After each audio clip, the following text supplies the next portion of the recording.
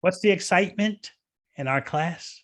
I'm wanting to speak on a part of the 10th canto related to Janmashtami that probably, I suspect, you don't ordinarily think about. Krishna is already safely in Braj. What's happening in Mathura? Because that is going to affect life in Braj in terms of one asura, one demon after another, being dispatched by Kamsa to Braj to meet its demise, its end. And in this way, the Vishnu expansion within Swayam Bhagavan Krishna will take care of all these demons. Krishna's dispatching of the demons in Vrindavan shows a mixture of his Aishvarya, his opulence, and his sweetness. Whereas other pastimes in Vrindavan are all about just sweetness. So let's look at Mathura. Vasudeva has just returned in a way that you can extraordinarily see the activities of Yoga Maya. He comes back to the prison of Kamsa in Mathura. The doors open automatically and shut behind him. He's back in chains, all by the arrangement of Yoga Maya. What is very significant about the events that will unfold is Kamsa's reaction and Devaki and Vasudev's reaction to Kamsa. Surprisingly, we'll hear how Kamsa speaks Atma Tattva, knowledge of the spirit soul. Yet he's done such atrocities. And astonishingly also, we'll hear Devaki and Vasudeva forgive him. A mother who's had 6 of her sons killed by her brother. Actually, he's her cousin brother, but in Vedic times you say brother, even if it's cousin. So they forgive Kamsa. What's going on here? And it seems Kamsa really means what he says. He begs for forgiveness. But what happens when he goes to sleep after that long night and wakes up in the morning? Who's he got around him? All the worst. He has around him as advisors demons like Chanura,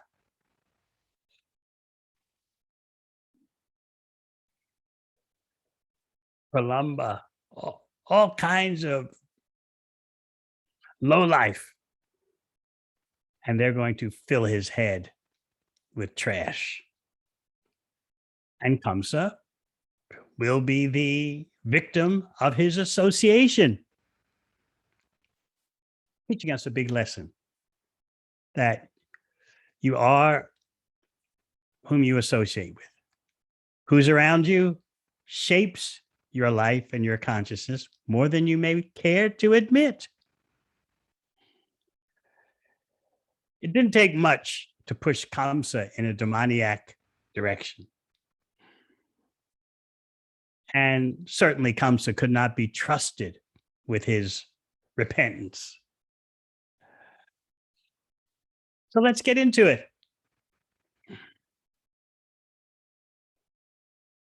You may wonder, let's continue a little bit more in that vein, how Kamsa considered the annihilation of small children to be a very diplomatic or appropriate strategy. This is what selfishness taken in the extreme way, lived in the extreme way, can do. He also felt that, yes, it's quite appropriate what my demoniac ministers say. We should kill all the brahmanas, kill all the cows. When we associate with the material energy, we are subject to such contaminations, which may result in such an extreme state of consciousness. Srila Bhakti Siddhanta Saraswati Thakur says that by associating with materialists, you naturally, gradually become averse to Krishna, callous to Krishna. You may not just outright reject Krishna, but you just become deadened in that you consider devotional service as optional, as just one of the things you could do with your life, as not pressing, you can put it off. This is the natural result of associating with the material energy.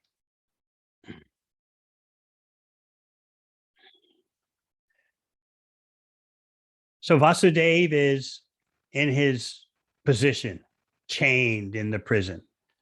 No one knows that he's been out during the night, carrying the newborn Krishna to Vrindavan. And as you know, Krishna will return 11 years later to Mathura to finish Kamsa. But for now, Krishna is in Braj.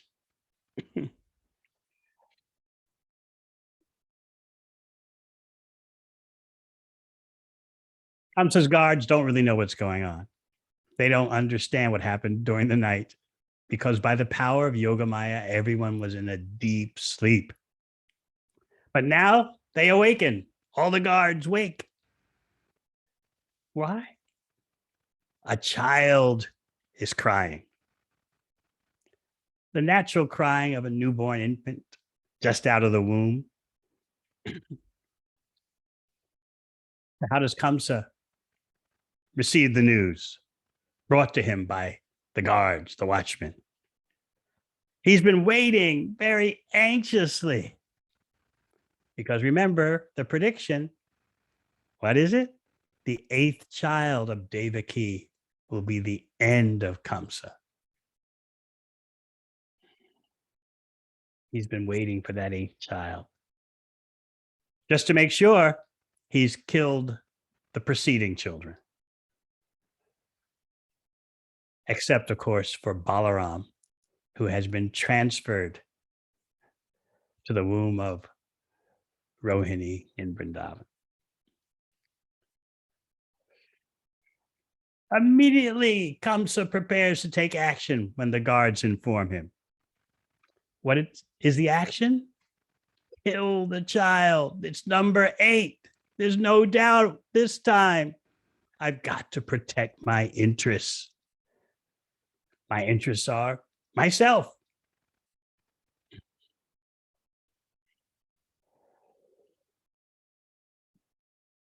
He rushes into the prison room.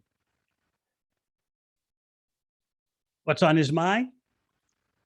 Kala ayam. Here is time. Time has come. The supreme time factor has taken birth to kill me. He's running into the prison room. His hair is all scattered as he approaches the place where the child has been born. Kala ayam, the time has come, can be taken in two ways. The time to kill the child has come, or my own death has come now. He was so filled with fear that as he's walking, not walking, running to the room where evidently Devaki has given birth, he's slipping and falling. Such a mighty warrior who has actually defeated Indra in battle. We'll talk about that a little more later. You have to understand how of a monstrous, gigantic brute was Kamsa. So he's rushing to Devaki and Vasudev's prison cell, and he's falling as he's rushing. And what does Devaki do upon seeing her brother rushing in, obviously, to kill the child? And the child, of course, is Yashoda's child, because Vasudev went with Krishna to Vrindavan and exchanged,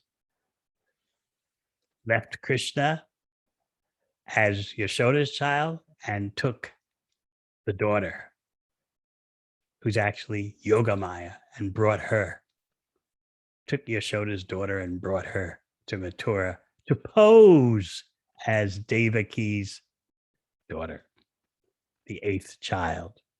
You got it?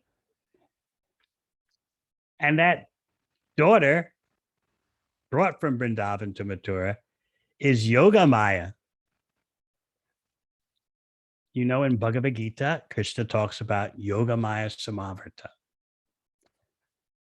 Fools can't understand him because he's covered by his Yogamaya potency.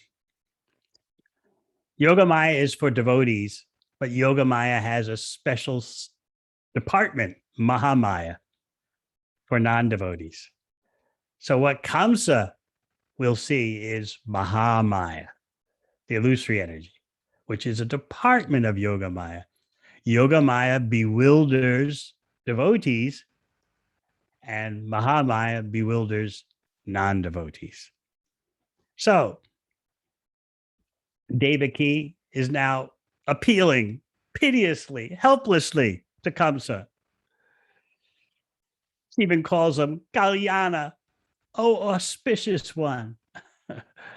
She's doing everything she can to save someone else's child.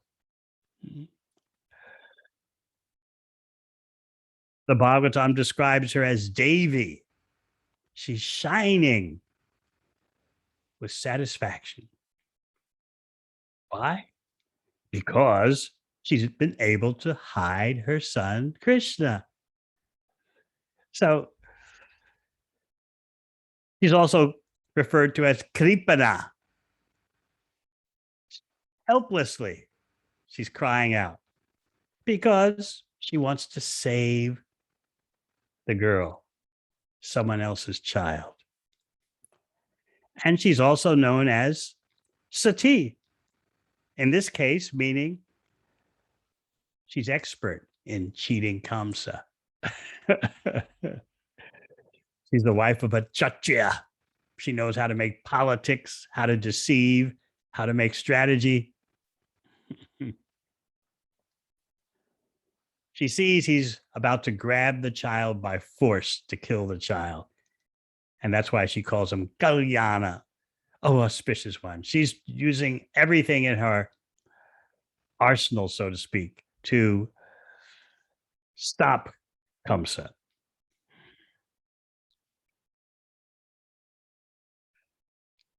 She tries some strategic techniques. She offers, this child will be the bride of your son. She tried that one out on Kamsa in order to appeal to his greed. But Kamsa wasn't into it. He knew this is the eighth child. I must kill this child before the child kills me. Remember, During Devaki's pregnancy, Kamsa was just mad with the thought, I must kill the eighth child, even though the eighth child cannot be killed. He was caught in like a locked up computer. Just, I have to kill the Vishnu, even though Vishnu can't be killed. So illogical. He's mad. Devaki continues to appeal to him. She's a woman. Women can do you no harm. A woman shouldn't be killed. Oh, follower of Dharma. The eighth child's a girl. You don't need to fear death from her. My dear brother, it's destiny that has caused you to kill my babies. Kindly spare this one, though. Give her to me as your gift. So this is her Kshatriya strategy. First, repression. Kamsa, let's focus on your atrocious activities. Then back off and compromise. But whatever you've done is not your fault. It's all ordained by destiny. And then, after compromising, ask for a gift. Give me this daughter as a gift. I'm old. I won't have any more children. This is it for me. Give me this child as a gift, please. Spare this one child.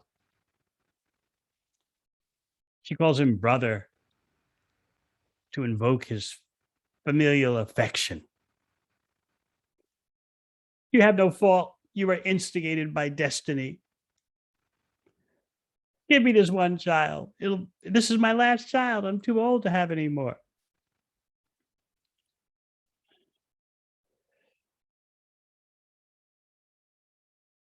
I'm bereft of all my children. And I'm your younger sister. It would be so fitting, so appropriate if you would give me this last child as a gift. Did it work? She tried her best. No.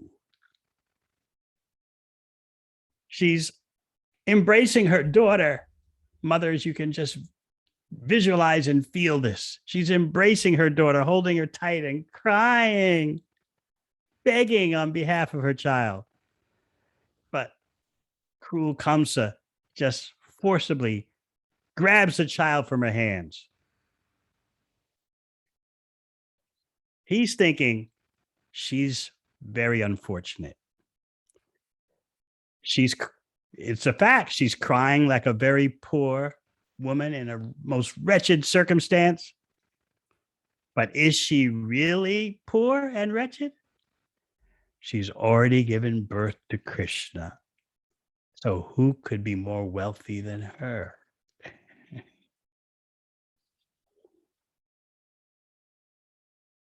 Now just visualize. You've seen Devaki clutching the child tightly to her chest and Kamsa grabbing the baby out of her hands. Kamsa is kneeling on the ground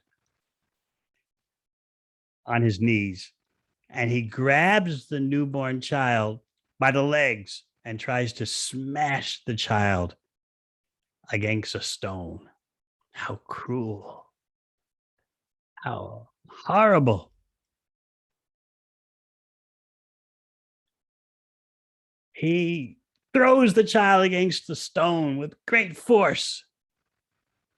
And boom, then what happens? The child slips from his grip, rises in the sky. The acharyas say she stepped on his head as she went upwards,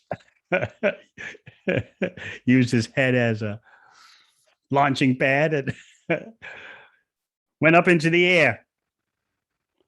She's Yoga Maya, but in this situation, she's going to appear as her department head, Mahamaya.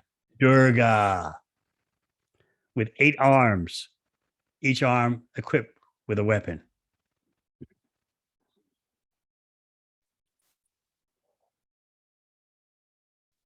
Yogamaya appeared that way to Kamsa because, first of all, Kamsa is not entitled to see Yogamaya. He's only entitled to see Mahamaya. And when Kamsa sees this celestial form, this heavenly form, he has faith. He's going to have faith in her words, what she says, because it's Durga. Any of our viewers have in their family tradition worshiping Durga Devi, you know how fanatical that can become. So, Kamsa, we're going to talk about Kamsa's reaction. I can't believe it. How can how can Devaki be an ordinary human being when Durga has appeared from her? She must be transcendental. Durga has appeared from her. He wants to listen to what Durga has to say. And he sees those 8 arms with weapons, and he's a bit frightened. Mm.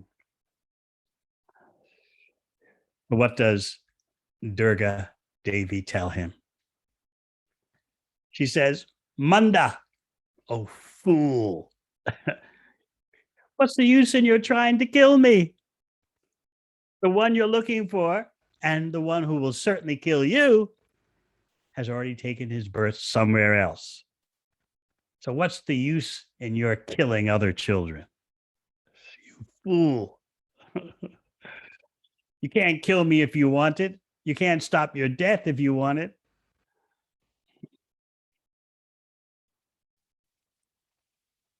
By the way, she points out, I'm not going to tell you where the other child is, the one who will kill you. And besides that, I won't kill you today. She's speaking to him very frankly.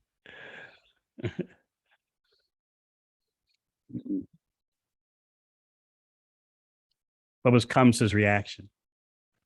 He's struck with wonder. I've just heard from Durga Devi. I've just seen Durga Devi. He very humbly approaches his sister Devaki and brother-in-law Vasudeva, releases them immediately from their shackles. He personally does that, the acharyas point out. He doesn't have the guards do it. He's really humbling himself, all because he's seen Durga.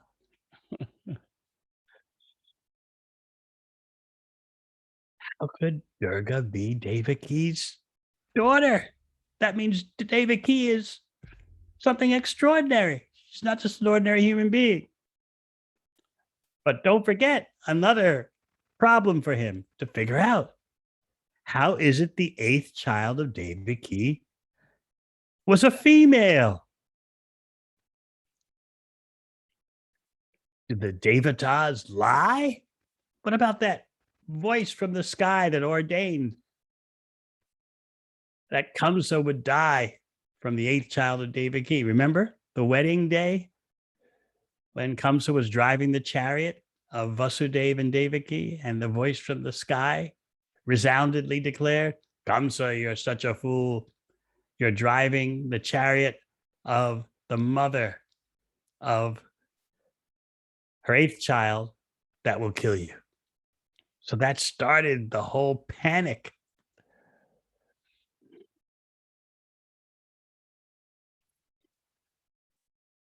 Just by Durga appearing with her 8 arms, Kamsa's mind changed. Now he wants to make up for all his atrocities. Remember, number one, how could this ordinary mortal Devaki give birth to Durga Devi? And how could Durga Devi's words be false? This 8th child, a female? I've been lied to.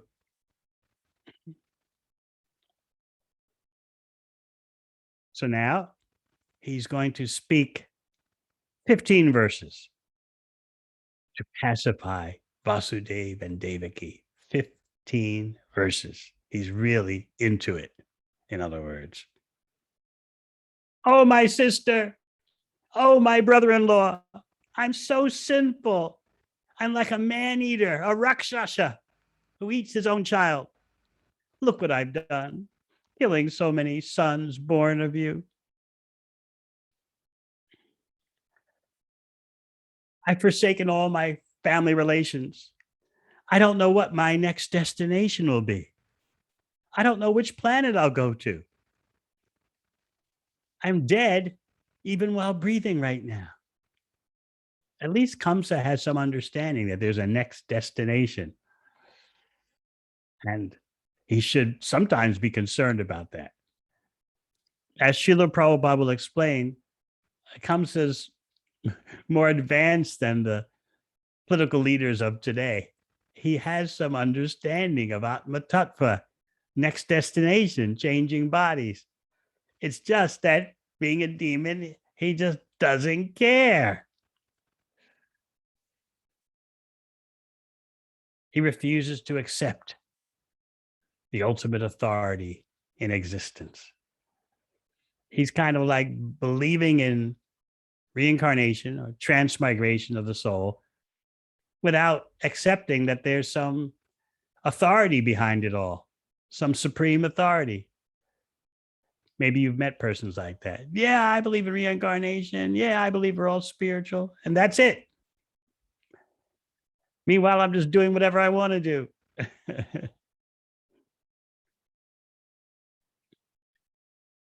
So he's telling Devaki and Vasudeva in so many words, even by going to hell, I won't have sufficiently atoned.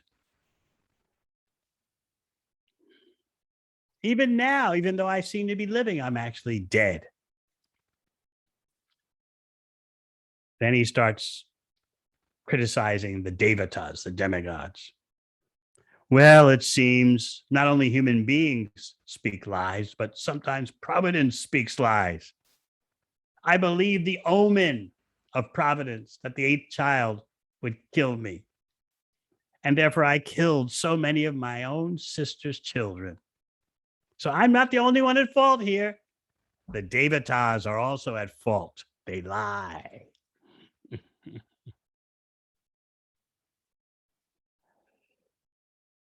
Then he expands upon the point of destiny. He tells Vasudeva and Devaki, oh, great souls, your children have suffered their own misfortune. Don't lament for them. We're all under the control of the Supreme, and we cannot always live together.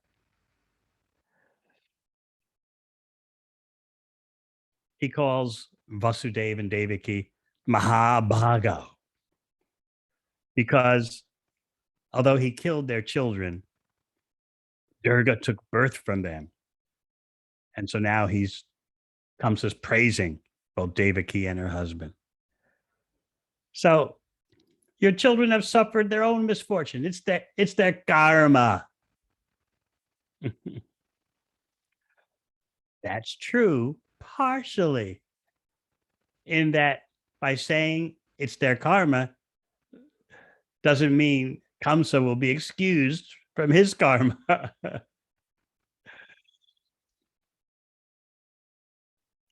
Now he starts talking about the difference between the soul and the body. He's got a lot of nerve, doesn't he? He says, clay pots and dolls and other products of the earth appear, and then they break down and mix back with the earth. Similarly, we get bodies, material bodies. And when they're annihilated, the bodies just go back to being earth. Meanwhile, the living entities are unchanging. He's right. But still, we've got big problems here.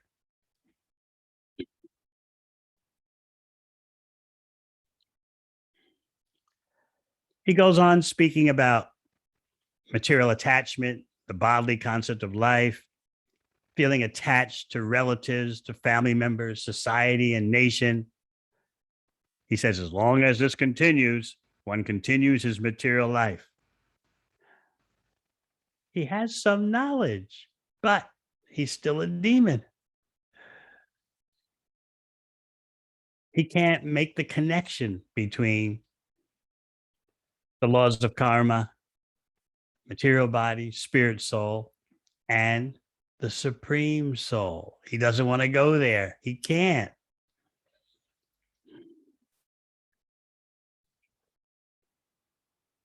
So, therefore, you see the problem with persons you may meet who kind of accept that there's spirituality, which is these days a step in the right direction without a doubt. But you can be trapped into demoniac behavior just by thinking there's just the spiritual and that's it. In other words, no authority, no controller, no supreme enjoyer.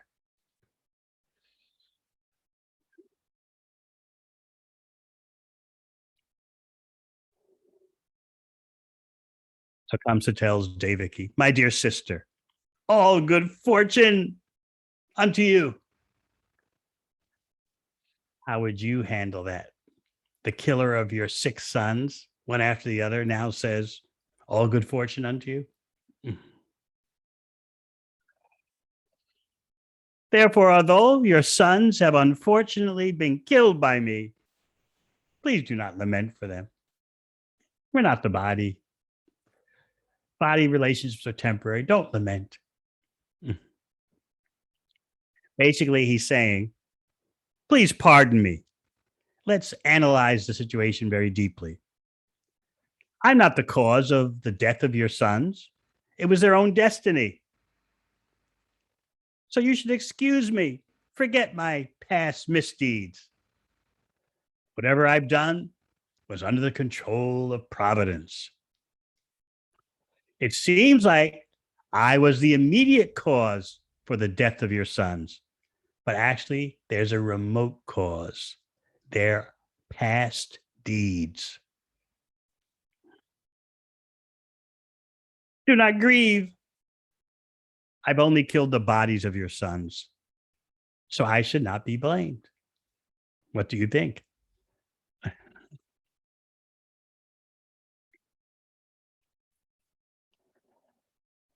He continues on this point.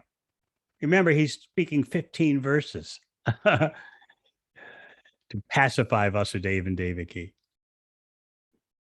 Someone thinks I'm being killed or I've killed others.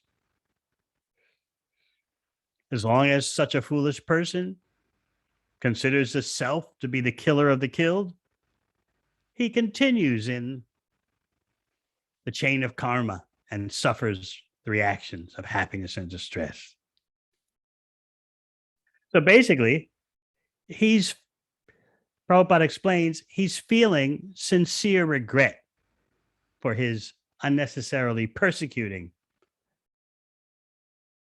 such wonderful Vaishnavas as Vasudeva and Devaki. So he's expounding transcendental knowledge. But you're suspicious, right? Wait a minute, this is Kamsa. These words of wisdom are coming from Kamsa. He gets a bit more, how do we say,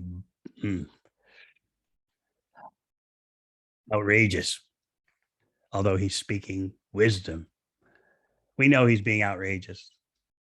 Even though the words he states are true, still, it's all coming from Kamsa. And so you're wondering. Basically, what he's saying now is, because I'm situated on the platform of knowledge, understanding that I am not at all the killer of your sons, I have no responsibility for their death. As long as I thought I would be killed by your 8th child, I was in ignorance. But now I'm free from this ignorance, which was all due to the bodily conception of life.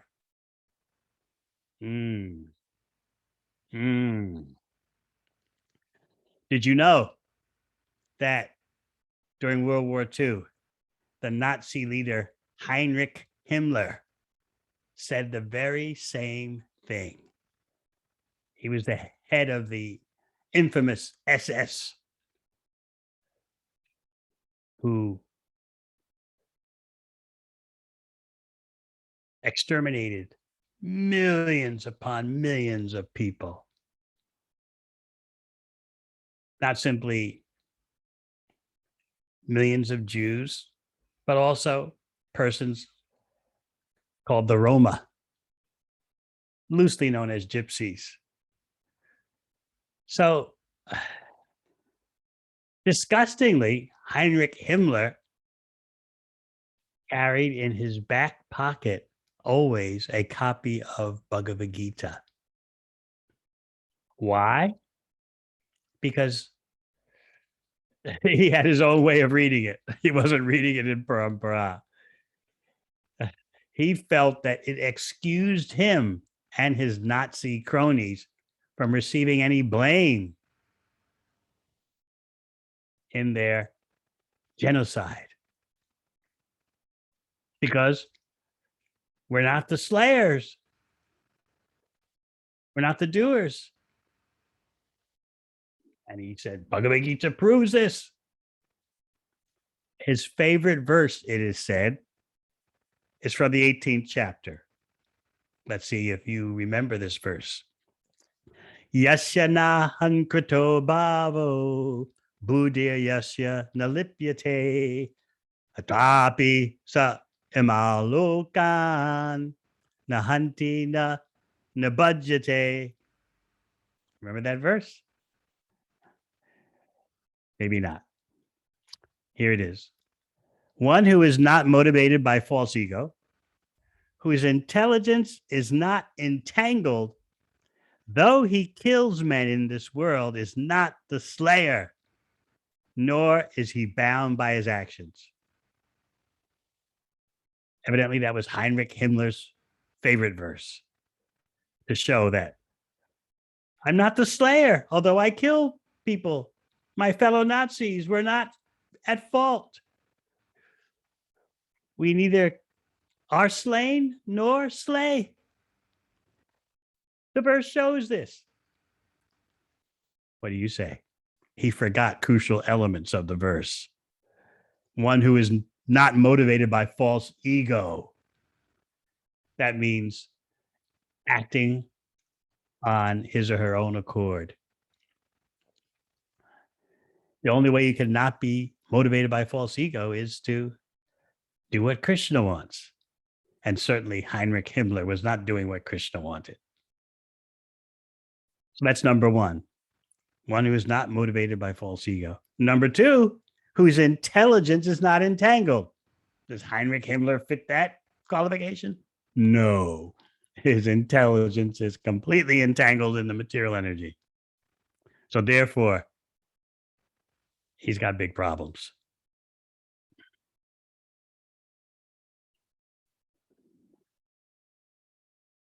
Both he and Kamsa were thinking, since I don't identify with the body, I incur no sin, nor do I get any bondage of karma for killing the children. Doesn't work like that, because the intelligence is entangled and there's the motivation by false ego. So now Kamsa is going to beg. Such a ferocious tyrant. He makes tyrannical leaders that we hear about in recent history look like children. My dear sister and brother-in-law, please be merciful to such a poor-hearted person as me. You both are saintly persons. Please excuse my atrocities. And he falls at their feet, his eyes full of tears of regret. So he's spoken very nicely, yes? But his past deeds were extraordinarily abominable. So now, knowing that, he is begging forgiveness even more by falling at their feet. So we can ask any mothers, someone has killed 6 of your sons in a row and now is falling at your feet, begging for forgiveness, admitting, I'm such a sinful person. What would you do? What are Vasudeva and Devaki going to do? Hearing a tattva from such an abominable person who's done such an abominable thing. Now, Jiva Goswami adds a very interesting comment. He said, you need to take into account that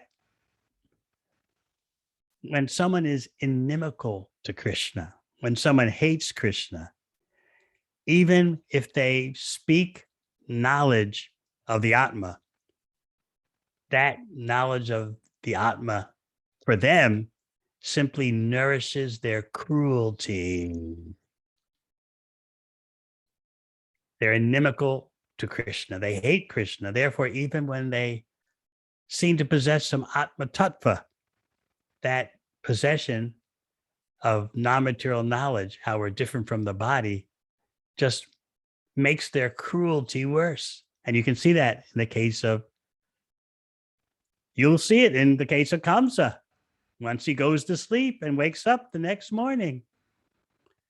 And you certainly saw it in the case of Heinrich Himmler.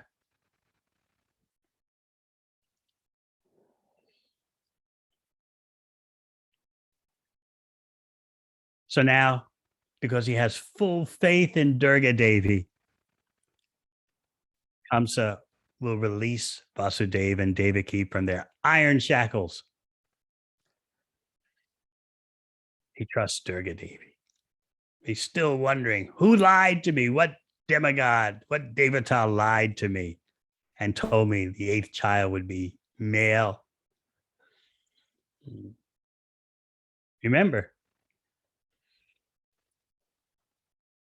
Yogamaya in her departmental head as Durga Devi has taken the role of the 8th child and just flew up in the air and said, you can't touch me, you can't kill me, and I'm not going to kill you now, but I'll tell you, you're a dead man sooner or later.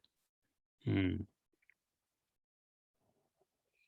Kamsa is still overpowered by seeing Durga Devi.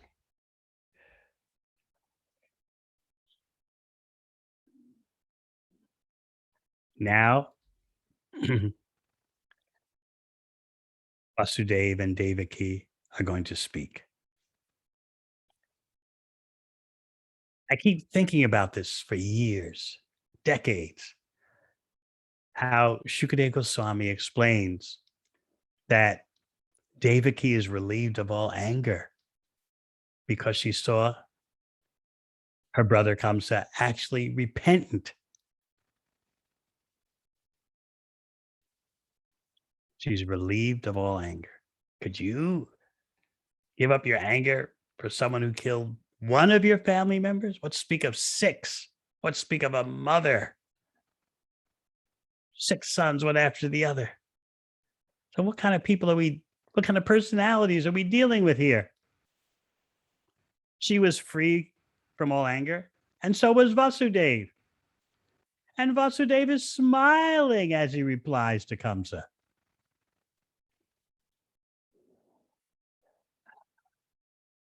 So Prabhupada explains that they're highly elevated personalities, Devaki and Vasudeva. And they did accept that Kamsa was speaking correctly, Atma Tattva. Everything is preordained. Destiny has killed your children. I didn't do it. But remember, Vasudeva and Devaki, although sincere in their forgiveness, they're Kshatriyas. They're thinking, yes, everything is arranged by destiny. Our 6 sons were killed by destiny. and you'll also be killed by destiny. So it's hard for me to put this together that they're sincere about giving up their anger and they're impressed completely by Kamsa's repentance. At the same time, they're being cagey. It's hard for us to put that together, right? These are not normal personalities. They saw that behind all these events is the supreme strategy of the supreme personality Godhead. And since Krishna has already taken birth, he's safely in the home of Yashoda and Nanda Maharaj. Indeed, everything is happening according to plan. So why should we continue to be angry at Kamsa? He'll be dead soon. So again, how do you put together those two things? The freedom from anger, the forgiveness, the smiling, and at the same time, the strategic outlook.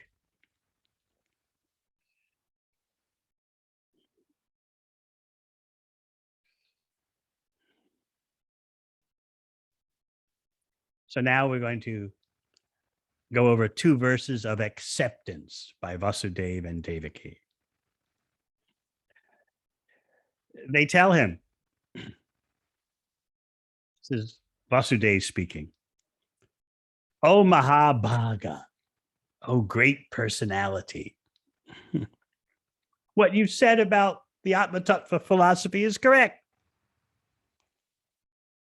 Only out of ignorance does someone accept the material body and the false ego. And Vasudeva explains, elaborating on what Kamsa said, that materialistic people are influenced so much by the immediate cause, and they're so busy counteracting the immediate cause because they have no knowledge of the remote supreme cause. Prahlad Maharaj says the same thing in the 7th canto. Seeking immediate remedies and not seeing what is the real problem. We need transcendental knowledge to remind us that the real problem is material existence. And you need to make a plan how to stop material existence. Otherwise, if you just deal with immediate causes, you've missed the point completely and you've wasted your valuable human form of life. Without a connection to Krishna, you're always going to be disturbed by immediate causes. You may stop this immediate cause, and then you're attacked by another immediate cause, and another, because you've never gotten to the root. You've never dealt with the remote cause, the supreme cause. So what you see in human society today, in their environmental efforts, half-hearted as they are for the most part, in their public health efforts, in their economic and political efforts, what you see is they're just juggling immediate causes. They can't solve the root problem. They don't even know the root problem. They don't know that there is a root. There is an ultimate or remote cause. They don't know that. Don't want to know it. They take pride. We're dealing with this immediate cause, that immediate cause. Trust us. Here's the way. But Krishna bhaktas, bhakti yogis, don't want to waste their life in that way. They want to get to the bottom of the whole riddle of material existence.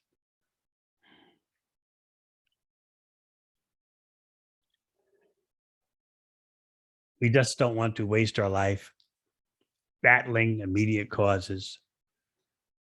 We'll always be disturbed in that way by one immediate cause or another.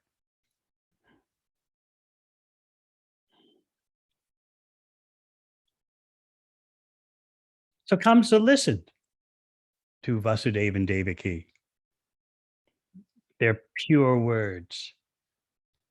And he felt satisfied. He felt pleased. They've forgiven me. They reciprocated with what I said, with their own words of wisdom. Everything is all right. So he took their permission after having imprisoned them for so long. Now he's taking their permission. Can you imagine again? Someone kills 6 of your children and then asks permission. Can I take rest now? Can I go to sleep?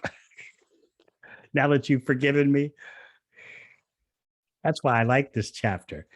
In many ways, it's just astonishing. It's outrageous. We feel so puny and tiny compared to such great personalities as Vasudeva and Devaki. And then remember, even a hideous demon like Kamsa has some knowledge of Atma Tattva, as Prabhupada reminds us. Kamsa knows more than the political leaders, heads of state of today. Just like our dear Prime Minister of New Zealand, bless her soul. She says she's an agnostic. I gave up on religion in my 20s. And the people think, yeah. We don't want religion influencing governmental policies. Of course, the problem is people don't know what is real religion. And therefore, sometimes they're correct in fearing religious influence on government policies. But once you know what is real religion, what is Dharma, then that is a different situation. Therefore, although our Krishna conscious society is small, we've embarked upon such a huge task because that's what Srila Prabhupada requested of us. And he makes that request because of Chaitanya Mahaprabhu's request. Wherever you go, whomever you meet, teach the science of Krishna. He's saying, Chaitanya Mahaprabhu is saying the same thing as Krishna when Krishna says in Bhagavad Gita, surrender to me.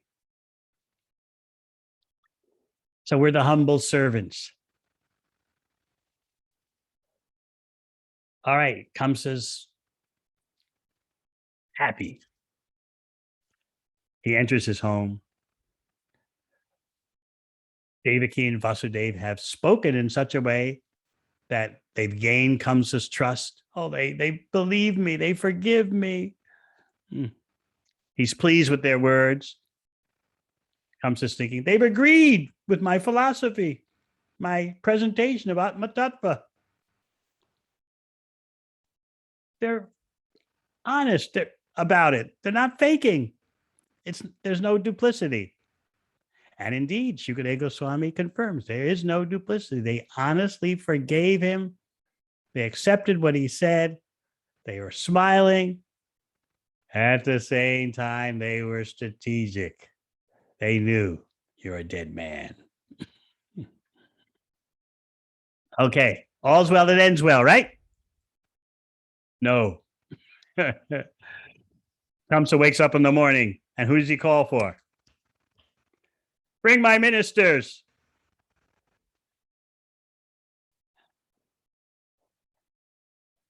And he began to explain to them everything that had happened. The words of Yogamaya telling that the one who was going to kill him was already born and is now somewhere else. Remember, Durga misled Kamsa because that's the job of Durga Devi. Maya doesn't tell the truth. Your enemy, the eighth child, has been the enemy who's going to kill you has been born somewhere else. Now, Krishna had appeared from Devaki, but Durga Devi is saying, oh, no, he's somewhere else. She's cheating him. That's what the material energy does to us. Mm. So Krishna has gone to Vrindavan to give pleasure to Mother Yashoda and Nanda Maharaj for 11 years. And then he'll return to take care of Kamsa. Kamsa didn't know this, of course. He believed in Mahamaya, that Krishna has been born somewhere else, not of Devaki. So Kamsa is consulting his ministers, and they're going to really pour it on. Oh, they don't want Kamsa backing off, calming down. They want to urge him forward in more atrocities. Now you may say, well, what happened to all the knowledge, the Atma Tattva that Kamsa was speaking? Again, how do you expect transcendental knowledge to remain steady in the heart of someone who hates Krishna?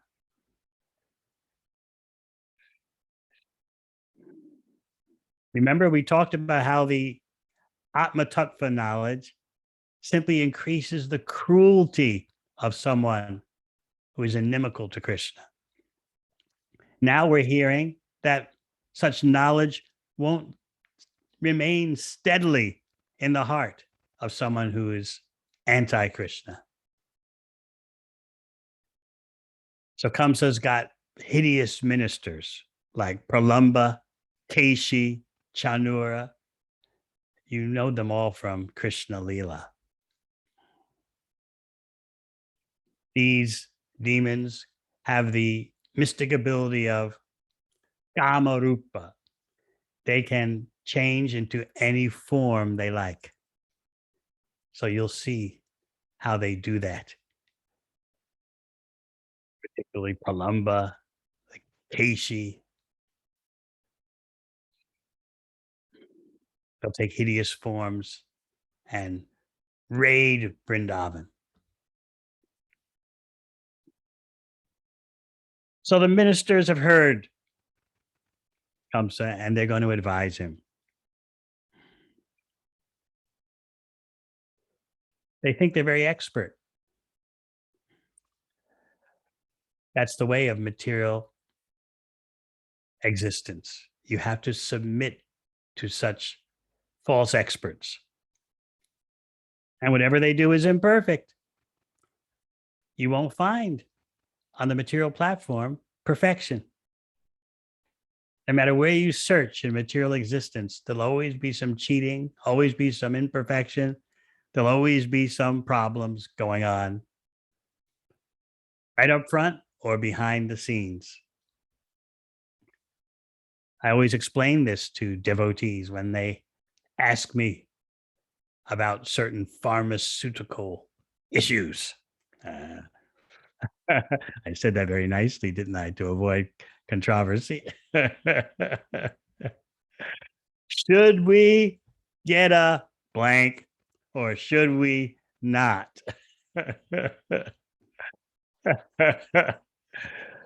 And I say, look, if you are searching for purity on the material platform, I'm sorry to disappoint you, but you're not going to find it.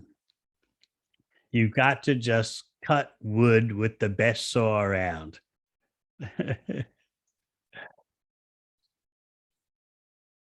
I'm a pragmatist. I'm not pro or con. I'm dealing with material existence in a pragmatic way. I don't expect any perfection on the material platform. What does Krishna say in Bhagavad Gita? 18th chapter. He says, every material endeavor has some fault, just like fire always comes with some smoke. This is Krishna warning you. Don't search for perfection on the material plane. There's always some problem. Someone is always cheating somewhere, somehow. So I point out to devotees that what are you going to do? Stop driving a car? Petroleum industry? What are you going to do? Stop eating food? So many impurities, even organic food, unless you grow the food yourself in your own backyard, which I know all of you are doing. You don't know what's in the food.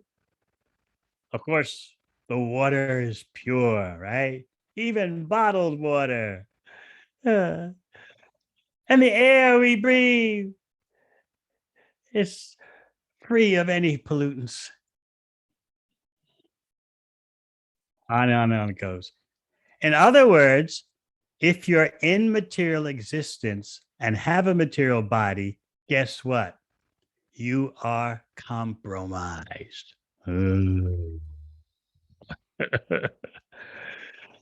Just face it.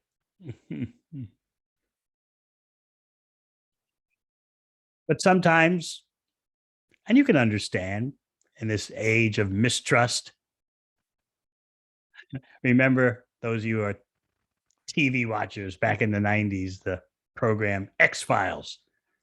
The truth is out there, someone. Don't trust anyone.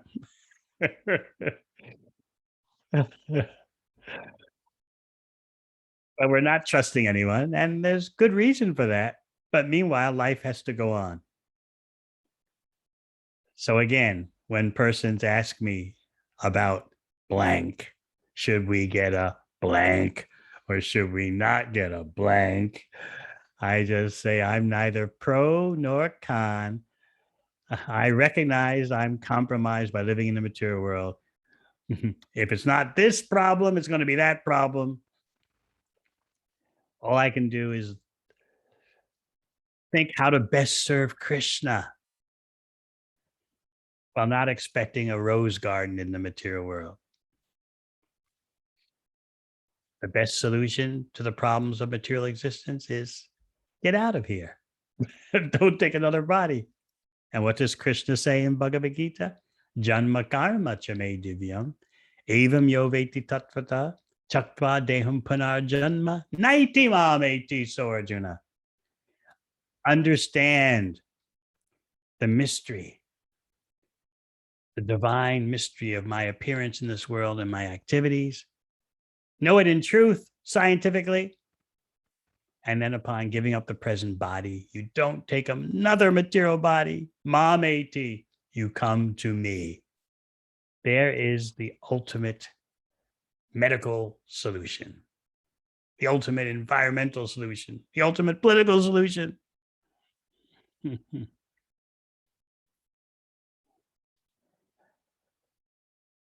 So we were reading about how Kamsa's ministers thought they were so expert, superficially showing expertise in passionate activities. You go to a zoo, I've done it. You'll see the monkeys jumping around so expertly, so passionately, so enthusiastically. But we all know they're fools. But superficially, they're showing expertise. So Kamsa, so attached to his selfishness, accepted these friends and ministers as his guides. Now, briefly, let me explain one thing. Srila Bhakti Siddhanta Saraswati Thakur explains that Kamsa, he's a real person. This is not allegory.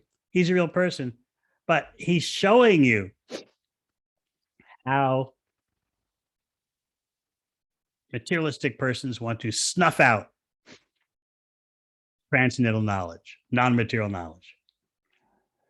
Kamsa is the supreme empiricist. There's nothing in existence except the material. I don't want any knowledge of Krishna interrupting my scene.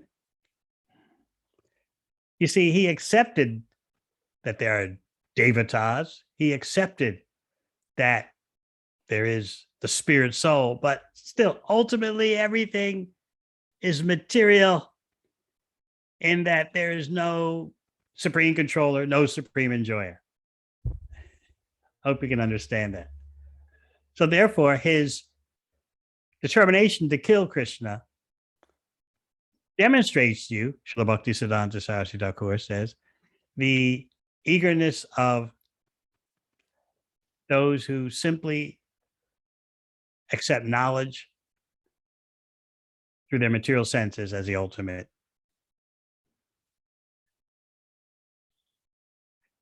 Shows what they want to do. We don't want any transcendental impetus, non-material impetus taking over the world. We've got to snuff it out straight away, nip it in the bud.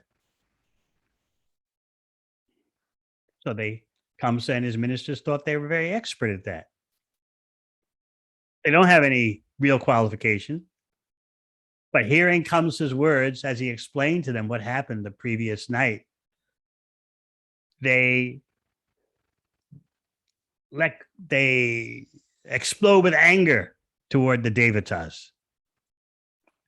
They call Kamsa a very interesting name, Bojendra. Usually you would think Bojendra means king of the Bojas. But it also can mean, Sanatana Goswami tells us, you enjoy your sense objects without worry. It's a great compliment from one demon to another. Of course, it's impossible to enjoy sense objects without worry, but they complimented comes in that way. It's like the greatest compliment. Oh, Bojendra, you can enjoy your sense objects without worry. This shows that you are the greatest. That never happens. As soon as you try to materially enjoy, there must be worry. There must be anxiety. Isn't that what Prahlad Maharaj told his father, Hiranyakashipu? Tat sadhu manyeya suryavarya dehinam sadasamadvigya diyam asatgrahat. Anyone who accepts the material body as the self must always be in anxiety.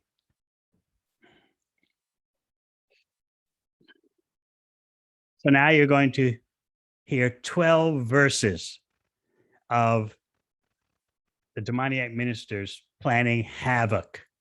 We'll go over those quickly. Beginning today, we'll kill all the children born in all the villages within the past 10 days or a bit more. Don't worry about the demigods, they tell Kamsa. When you just twang your bow, you're not even fighting, but just dang, the demigods all run away. The demigods are always fleeing the battlefield, defeated by you. Now, this is true. In the Vishnu Purana, it's described that Kamsa actually defeated the Devatas. And Indra was even dominated. And when Indra, in retaliation, stopped the rain in Kamsa's kingdom, Kamsa made it rain with his arrows by shooting them at clouds. So Kamsa was demonstrating to Indra, I'm so powerful, I can produce rain by my will. So the ministers are pointing out, look, you've done all this before. You're the greatest. The demigods are all afraid of you. Not only are they afraid of you, but they've appeared before you, defeated, crying out to you, oh Lord, we are very much afraid of you. And you're so merciful when you see that they've lost the ability to fight. You don't attack them. You let them go. You fight fairly. You follow the rules of combat. This is how great you are. But don't do it now. Now is an emergency. You should fight them any kind of way. Give up all the traditional etiquette and fighting and just do anything. If you try to be so-called righteous, you'll increase the strength of the devatas. In other words, as you may hear from friends and relatives when they see your bhakti lifestyle, especially those from India, what do they say? This is not the time for dharma. That's what Kamsa's ministers are telling him. Normally, you follow dharma a little bit, you don't attack warriors who are frightened, but you can't do that now. This is not the time for dharma. We've got the most serious situation here. These demigods, these devatas are so frightened that they're useless. You have nothing to fear from them. Ah, you may say, what about Lord Vishnu? Vishnu, he's buried in the hearts of the yogis and can't come out. What about Shiva? Shiva's gone to the forest. Who knows where he is? What about Brahma? He's always absorbed in meditation and doing austerities. You have nothing to fear, in other words. The other demigods, headed by Indra, they don't have any ability. So they're really pushing on Kamsa. And it's Kamsa's fault to be surrounded by such fools. Fools, he thinks, are so expert. And of course, it's his own fault to have a heart like he does. A heart in which, even when he speaks Atma Tattva, that knowledge won't stay within him. So the ministers are telling him, you've got to bear down on the situation.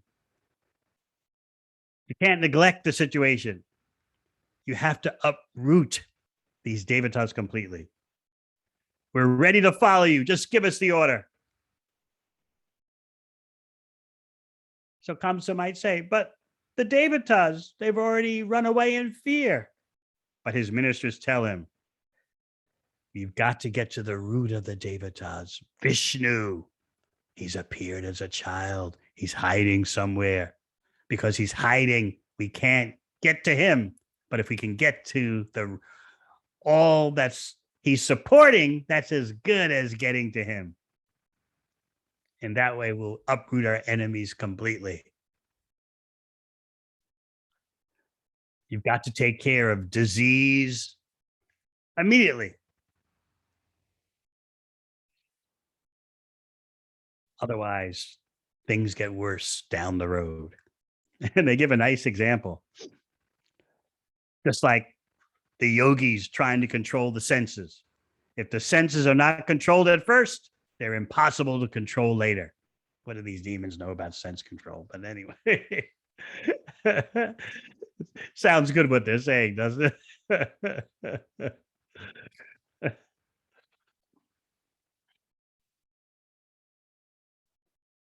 So now in 4 verses, they're going to speak of how to kill Vishnu, even though Vishnu's hidden. They identify that wherever there are religious principles, traditional culture, the Vedas, cows, brahmanas, austerities, and sacrifices, that's where Vishnu lives. Vishnu is the foundation of all the devatas.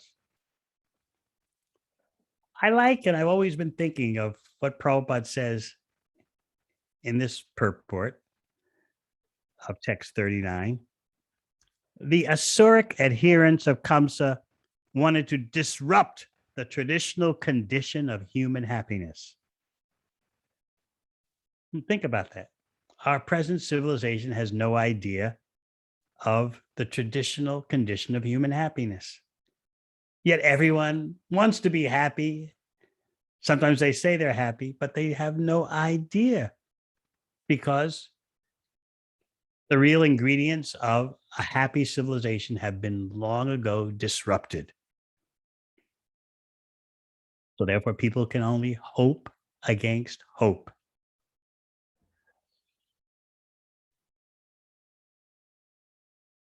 So again, we're dealing with 4 verses about how to kill Vishnu, even though Vishnu's hidden, how to get at him from other ways that are just as effective as killing him.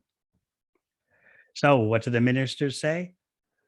We're going to kill the brahmanas,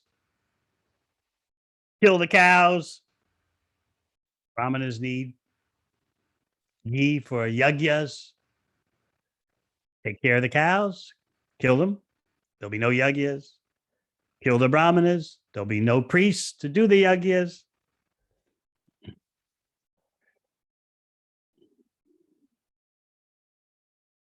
In this way, they're recommending what is the best dharma. They're saying the best dharma is what crushes their dharma. Mm. Even though Vishnu's hidden, when we kill Vishnu's assistants, that's as good as killing Vishnu. By killing the brahmanas, we stop all the Vedas, we stop austerity, we stop sacrifice. And of course, we have to kill the cows because they supply ghee for yagyas. So we live in a so-called civilization that kills lots of cows and kills the brahmanas, not physically, but by making it impossible almost for someone to live life as a brahmana.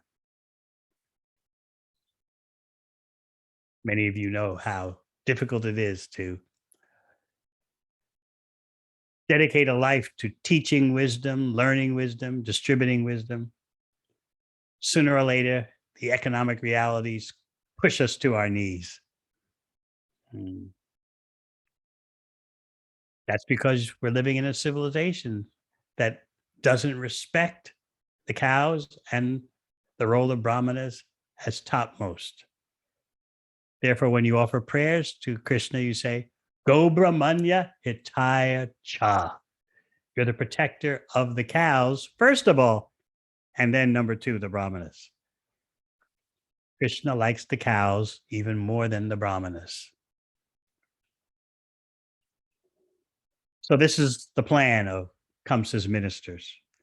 Finish off the brahmanas, the cows, Vedic knowledge, austerity, truthfulness, control of the mind and senses, faith, mercy, tolerance, and sacrifice. These are different parts of the body of Vishnu. These are the paraphernalia for a godly civilization. So therefore, we finish off those parts of the body of Vishnu, and that's as good as finishing off Vishnu.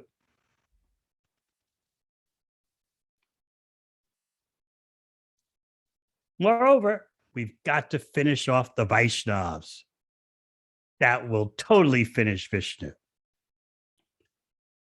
We have to suppress Krishna consciousness.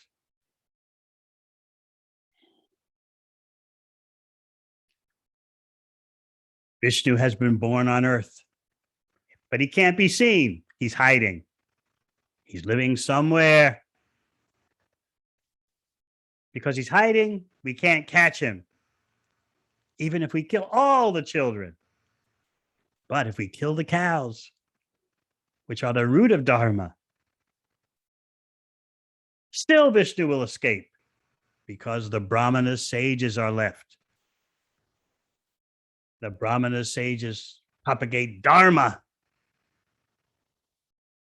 And we know Vishnu gets his life from Dharma. By attacking the places that give Vishnu life, by attacking his roots, we can kill him, although he hides like a commander in a fortress. They think they're so smart, don't they? Nevertheless, their demoniac plans are carried out today to varying degrees. So much cow killing, as we said, and A consumer society makes it almost impossible for someone to be a real Brahmana. So Kamsa gave the okay. He pushed the button. Yes, let's do it. This is the only way to achieve my good fortune.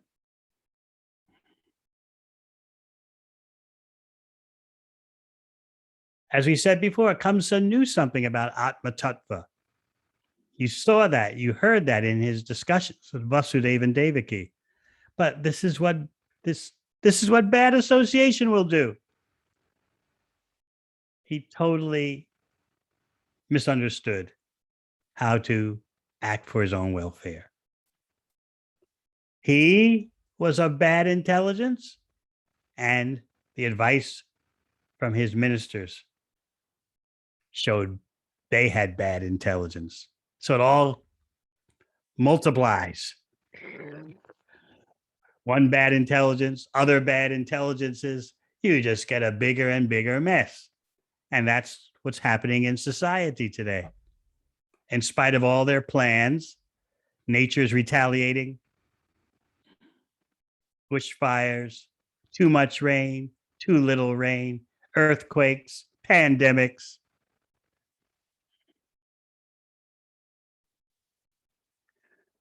So Kamsa gave the demons permission. Yes, execute, persecute the Vaishnavas. Take any form you like with your mystic powers. Persecute the saintly persons. Destroy Dharma.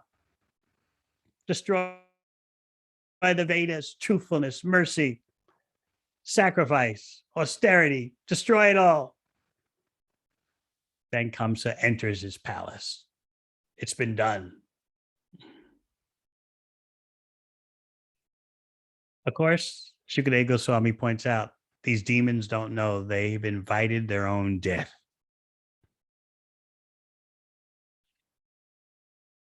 Their hatred is demonstrating death is near.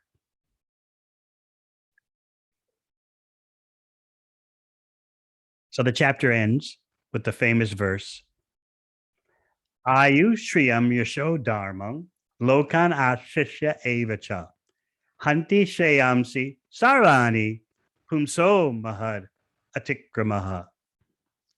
My dear king, when a man persecutes great souls, all his benedictions of longevity, beauty, fame, religion, blessings, and promotion to higher planets will be destroyed.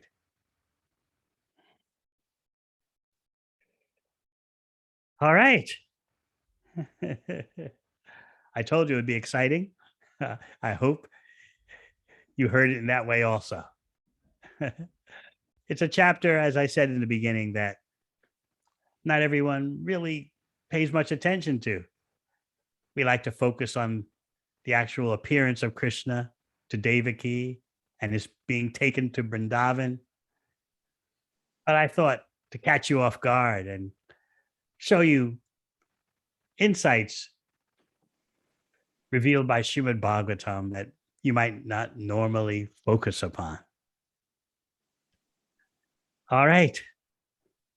So I've been talking for almost an hour and a half. You may have some questions, but I should retire and you should retire too. So I thank you very much for your kind attention and association. All glories to Srila Prabhupada. Hare Krishna.